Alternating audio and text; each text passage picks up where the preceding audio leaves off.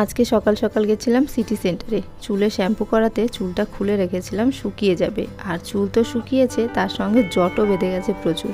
তো অনেকটা সময় থাকার পর বাড়ি ফিরছি, আর খুব খিদেও পেয়ে গেছে।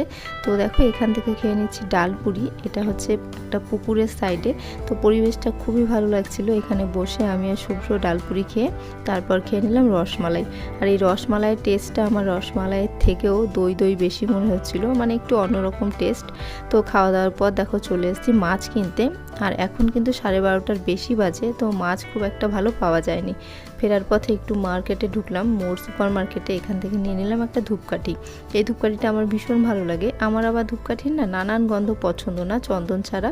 তো দেখো তারপর চলে এসেছি বাড়িতে, আর এসে ঝিঙে আলু কেটে নিয়েছি। এবার করব মাছের ঝোল। যাওয়ার আগে কিন্তু ভাত করে রেখে গেছিলাম, তার জন্য একটু রক্ষে পেলাম। এখানে মাছের ঝোল করলেই হয়ে যাবে। তো চলো বাই, ভালো লাগলো একটু